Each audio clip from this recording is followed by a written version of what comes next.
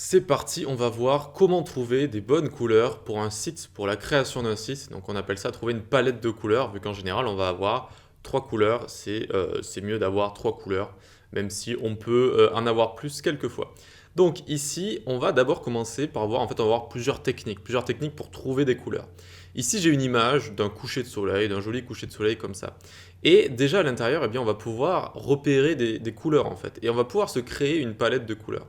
Alors, où j'ai trouvé cette image, je suis allé sur Unsplash, j'ai tapé Sunset, et voilà, vous avez plein d'images. Alors, vous pouvez taper Sunset, Landscape, Mountains, tout ce que vous voulez, et vous allez tomber sur des images. Et à chaque fois, sur une image, ce qui la rend belle de manière générale, une des choses qui la rendent belle, ça va être ces couleurs qu'on peut copier, tout simplement, qu'on peut copier.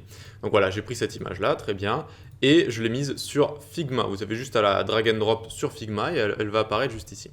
Très bien, et donc ici, ce qu'on peut se faire à présent, c'est, hop, on va se faire un petit rectangle ici par exemple, tac, tac, tac, tac, on va le faire prendre jusqu'ici, nickel.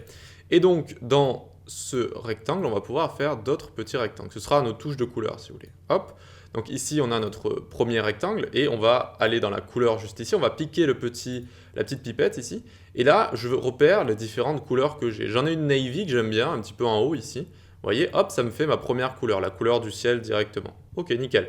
Maintenant, je fais ça, je fais Alt, hop, je descends. Je vais mettre par exemple là, 41 ici, hop.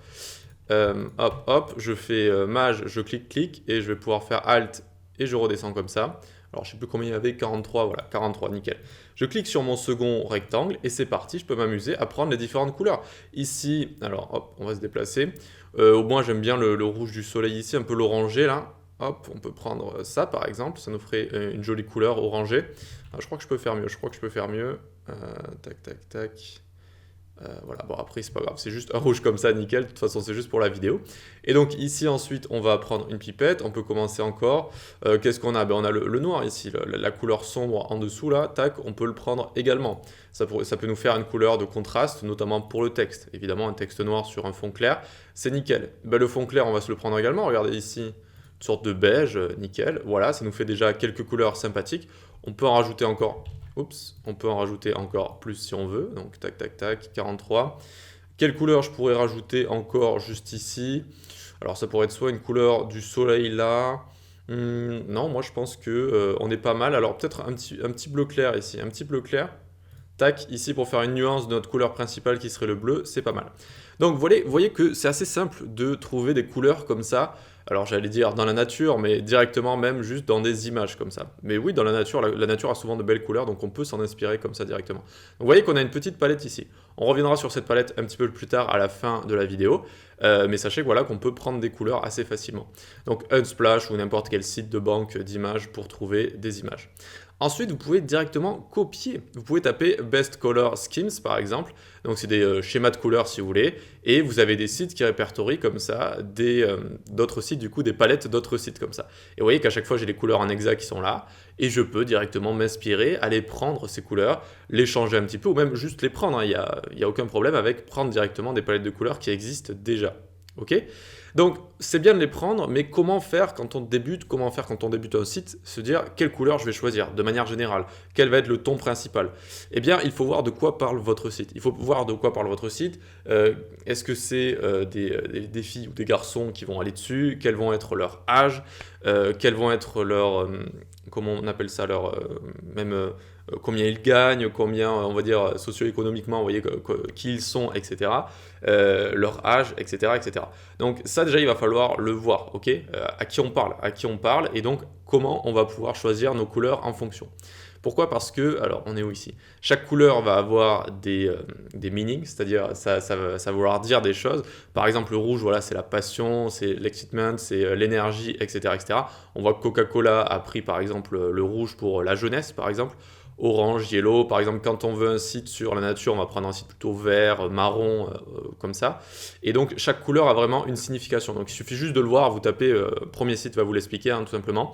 Et on peut voir que les marques, elles se sont inspirées de ça. Vous voyez, le rouge, ici, on a Coca-Cola, Nintendo, Rolling Stone, etc. Pour le vert, on a tout ce qui est nature et compagnie. Bref, vous pouvez vous en inspirer très facilement. Donc, on voit que les marques l'ont fait, donc nous, on peut le faire également. Donc, on en était où? On en était juste ici. Et donc on peut aller sur Dribbble par exemple, qui est un site de web design qui répertorie comme ça des designs assez sympathiques. Et vous pouvez chercher tout simplement, par exemple je veux faire un site pour un restaurant vietnamien par exemple je ne sais pas, de nourriture. Je tape food ici et je vais commencer à regarder, tiens, quelle couleur ils ont pris, tu vois, quelle couleur ils ont pris, tac. Donc on peut regarder, je vois un petit peu de orange, je vois un petit peu de rouge, je vois un petit peu de jaune orangé comme ça, et je vois qu'il y a une tendance globale qui va se dégager de tout ça. Et s'il y a un site qui me plaît, voilà, je veux faire un site sur les burgers, alors j'ai juste à cliquer. Bon, alors ici je ne suis pas connecté parce que je suis en mode invité, mais évidemment, donc si vous êtes connecté, cliquez ici. Vous pouvez prendre l'image directement, vous pouvez la mettre sur Figma et vous pouvez faire exactement la même chose. Vous allez prendre les couleurs des boutons, vous allez prendre les couleurs du fond, du texte, etc. etc. D'accord. Donc il vous suffit encore une fois de regarder ce que les pros font et vous avez juste à le prendre et c'est totalement ok. D'ailleurs les pros entre eux, ne vous inquiétez pas qu'ils font absolument la même chose. D'accord. Ils font absolument la même chose. Voilà. Donc, une fois qu'on a vu tout ça, les couleurs, ça va représenter des émotions, des états psychologiques, etc. On peut s'inspirer, on peut aller directement sur le web, on peut aller sur des sites qui répertorient des palettes comme ça. On peut aller sur Dribbble par exemple. Il y a également des petits outils sympathiques, je crois que je vous en avais déjà parlé, de Coolors par exemple, Coolors, voilà, c'est Cool et Colors. Et donc on peut cliquer sur Generate ici. Alors j'ai préparé tous les sites parce que j'ai une panne d'internet, donc je suis en partage de connexion avec comment ça s'appelle, mon téléphone. Donc vous voyez que c'est assez lent, c'est pour ça que j'avais préparé tous les sites directement ici. J'espère qu'il ne va pas me lâcher. Allez, allez, allez. C'est bizarre que ça mette autant de temps quand même. Yes, c'est bon, ça fonctionne. Donc Coolors, qu'est-ce que c'est? Ça va vous proposer des couleurs comme ça qui vont bien ensemble. C'est un algorithme qui génère automatiquement des couleurs qui vont bien ensemble. Ok? Donc, on appuie sur la barre d'espace si on a envie comme ça de changer les couleurs. Vous voyez, hop, hop, ça me crée des palettes automatiquement en fait. Ce qui est plutôt sympathique, c'est plutôt sympathique. Et dès qu'une couleur me plaît, par exemple ici, bon on s'en fiche, on peut prendre n'importe quelle couleur. Donc hop, celle-là me plaît par exemple, je vais la lock ici, tac, et je peux appuyer sur espace, ça va me trouver d'autres couleurs qui vont bien avec celle-là. D'accord, donc maintenant celle-là me plaît, hop, je lock, tac, tac, tac. Et du coup, j'arrive avec une palette de couleurs comme ça. Ok? Avec des couleurs qui vont bien ensemble, avec un algorithme derrière qui va bien vous trouver tout ça. Ok, donc on a ça. On a également Adobe Color du coup, qui va vous trouver des couleurs, voilà, par exemple semblables, monochrome, triade, complémentaire, carré, composite, nuance. Moi, j'aime bien ce site pour notamment tout ce qui est couleurs semblables, alors monochrome et nuance. Monochrome et nuance. Je trouve que c'est pas mal si vous voulez faire un site qui a un peu la même couleur tout le temps, donc les mêmes nuances et donc monochrome, eh bien ça va vous trouver comme ça des bonnes couleurs. Et après, à vous de mettre les couleurs que vous voulez, hein. C'est-à-dire que ici, si je commence à mettre une couleur, alors en hexadécimal, là j'ai plus trop d'idées, donc je peux aller directement prendre ça et le bouger. Hop, vous voyez que je vais le mettre, je vais prendre un vert clair par exemple, et hop, il va me trouver des couleurs qui vont bien ensemble, mais je peux aussi prendre tout ce qui est monochrome, triade, complémentaire, etc. Donc Adobe Color, si vous voulez tout ça. Combien de couleurs au final il nous faut pour un site? Alors ça dépend de chaque site, mais de manière générale, on va essayer de tomber sur 3 couleurs et 2 couleurs de fond et de texte pour que ça contraste bien en fait. Ici par exemple, qu'est-ce qu'on pourrait avoir? Comme couleur principale, moi j'aime bien ce bleu navy ici. Je le trouve correct. Par exemple, on pourrait imaginer une barre de navigation, une navbar tout en haut, et des boutons importants avec cette couleur-là. S'abonner, s'inscrire, se connecter, par exemple. Ensuite, on a le rouge ici. Le rouge, malgré que on pense que ça ne va pas avec le bleu, ça va très très bien avec le bleu. C'est une couleur qui va très bien avec le bleu. Ici, le rouge, je pourrais l'ajouter pour des boutons, par exemple, importants. Pour des boutons importants, mais vraiment de type, peut-être abonnez-vous, etc. Donc, je sais que je l'ai dit pour la première couleur, mais pour faire 2 boutons côte à côte, par exemple, donc un se connecter, un s'abonner, ou offre spéciale, ou essai gratuit, et hop, ça va amener le regard de l'utilisateur. Donc, ce qu'il faut, c'est une couleur globale, d'accord? Donc une couleur globale de notre site, ça va être par exemple ce ton navy. Ensuite, on peut avoir 2 autres couleurs qui vont soit être complémentaires, soit être des nuances. Donc ici, par exemple, je prendrai ce rouge pour faire des boutons spéciaux qui sont quelque chose de pressé, pour presser l'utilisateur à faire quelque chose. Et une nuance de ce bleu, moi j'aime bien ce bleu ciel qui est juste ici, qui va très bien pour ça. Ça va très bien pour ça. Ensuite, il nous faut une couleur qui va bien contraster avec du texte, par exemple. Donc ici, ce noir, ça va bien contraster sur par exemple ce bleu ciel ou alors encore dans ces boutons là, ok, et ça va bien contraster aussi avec du blanc ou alors avec cette couleur beige qu'on a déjà trouvé juste ici. Alors ici il y aurait des petits arrangements à faire quand même parce que par exemple ça va pas peut-être super bien contraster avec ça et même avec cette couleur beige. Et bien, il suffit d'aller dans la couleur ici et vous voyez on va cliquer là et donc de base on l'a en hexadécimal, on va cliquer sur HSL ici, HSL. H ça veut dire way, c'est l'échelle chromatique qu'on a juste ici. Ensuite, on va avoir S, c'est saturation, c'est la saturation, et L, c'est luminosity, c'est la luminosité. Ensuite, on va avoir l'opacité après, comme ça. Et donc, par exemple, imaginons ce beige ne va pas assez contraster avec cette couleur sombre ici, cette couleur noire. Eh bien, je peux baisser sa luminosité, je peux monter sa luminosité. Vous voyez, donc là, je suis avec la flèche directionnelle, je baisse, je monte, d'accord? Donc, moins il y a de luminosité, eh bien, plus on va arriver vers ce ton orangé, aussi, orangeâtre.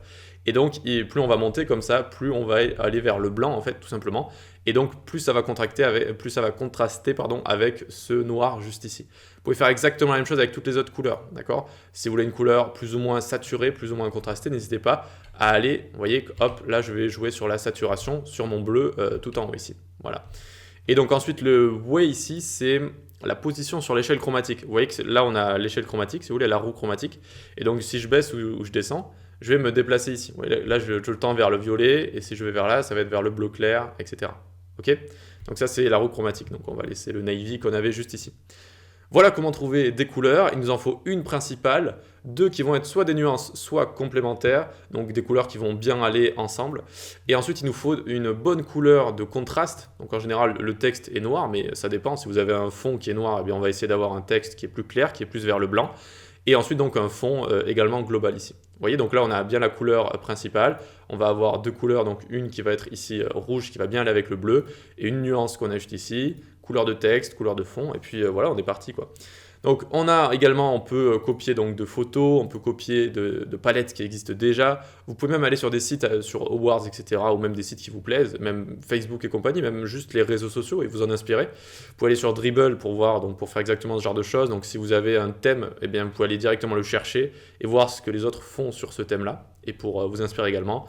Vous avez des outils en ligne, bref, maintenant vous avez tout ce qu'il vous faut, et ne pas oublier que les couleurs représentent des émotions, et donc qu'il faut bien voilà, s'approprier ça. Si on a un site sur l'environnement, on va éviter de mettre du rouge pétant un petit peu partout, par exemple. Ok, bah c'est tout pour cette vidéo. Like, partage, abonne-toi. Rejoins-nous sur Discord où on parle de développement web, également sur la newsletter où je parle de développement web, et tu peux suivre mes cours sur les plateformes d'e-learning. Allez, on se dit à la prochaine. Ciao.